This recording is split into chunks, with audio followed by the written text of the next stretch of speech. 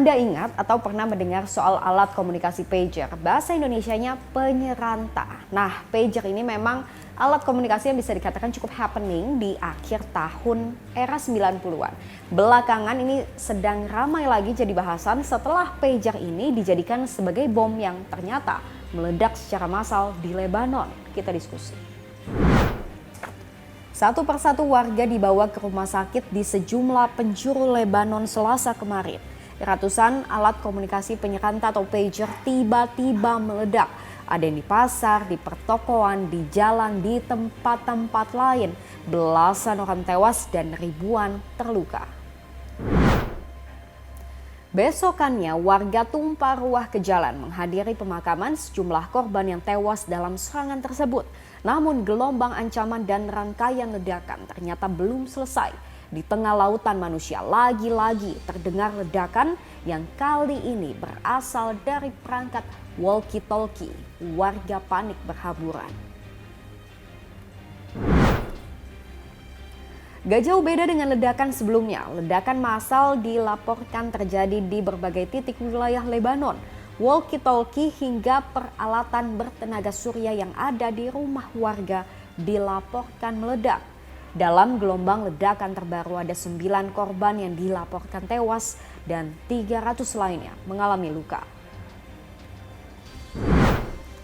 Alat komunikasi pager memang masih digunakan oleh kelompok-kelompok tertentu seperti Hizbullah, apalagi di tengah peningkatnya konflik ketegangan antara Israel dan juga Hizbullah.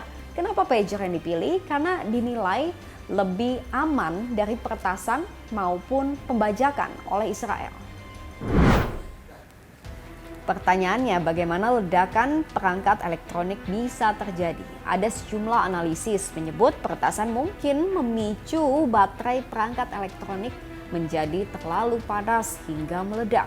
Ada juga dugaan penyusupan bahan peledak yang ditanam di dalam komponen elektronik dan diaktifkan melalui sinyal. Salah satu pernyataan dari New York Times, media Amerika Serikat, melaporkan bahwa pager yang dipesan Hizbullah telah dimodifikasi sebelum mencapai Lebanon. Bahan peledak sekitar 3 gram ditanam di samping baterai di setiap pager. Kemudian ada saklar yang dapat dipicu dari jarak jauh untuk meledakan bahan peledak yang telah disisipkan. Pada Selasa petang waktu setempat, pager itu menerima pesan.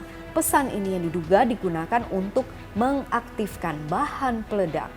Tapi perusahaan Gold Apollo asal Taiwan pembuat pager membantah menggunakan bahan peledak. Pihak Apollo Gold menyebut kalau pager yang digunakan itu dibuat oleh sebuah perusahaan di Eropa yang memiliki lisensi untuk menggunakan merek mereka. Strateginya itu Israel dalam menyerang Hizbullah selama ini tidak menyerang misalnya alat komunikasi ini ya. Ini saya dalam catatan saya ya baru kali ini kalau yang ditarget itu alat komunikasi. Yang pasti terkait serangan ini, berbagai tokoh langsung angkat bicara. نحن ضد أي سياسات أحادية تنال من استقرار ووحدة لبنان. بالتأكيد نحن نتضامن بشكل كامل مع الحكومة اللبنانية ومع الشعب اللبناني الشقيق. أدنا وندين أي استهداف للسيادة اللبنانية. With regard to Lebanon, the United States did not know about, nor was it involved in these incidents, and we're still gathering the information and gathering the facts. Broadly speaking, we've been very clear, and we remain very clear, about the importance of all parties avoiding any steps that could further escalate the conflict that we're trying to resolve. Responnya beragam, ada yang membantah terlibat, ada juga yang mengecam tindakan keji Israel. Tapi apapun itu, serangan yang terjadi pada Selasa lalu ini diprediksi akan meningkatkan eskalasi ketegangan antara Israel dan Hizbullah yang bukan tidak mungkin akan menyeret Amerika Serikat sampai Iran. Sulit ya untuk memprediksi apa yang akan terjadi. Misalnya setelah kematian Ismail Haniyah di Teheran, pemimpin Hamas gitu, salah satu pemimpin Hamas, meninggal dibunuh di Israel di Iran, dan katanya yang membunuh itu yang melakukan orang Iran juga, yang itu sudah direkrut oleh Israel. Orang kan saya juga menduga ini akan terjadi balas dendam gitu ya, bahwa Lebanon kemudian ya, Hizbullah kan sudah menyatakan kami akan membuat perhitungan gitu dengan Israel.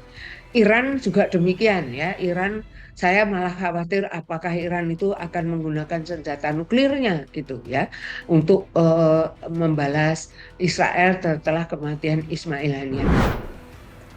Mengutip salah satu buku, There's No Glory in War, gak ada yang namanya benar-benar pemenang dalam suatu perang. Yang ada cuma kerugian finansial, kerusakan lingkungan, dan yang paling mahal adalah hilangnya nyawa-nyawa yang berharga dari mereka yang gak berdosa. Menurut Anda gimana? Lanjut diskusi di kolom komentar.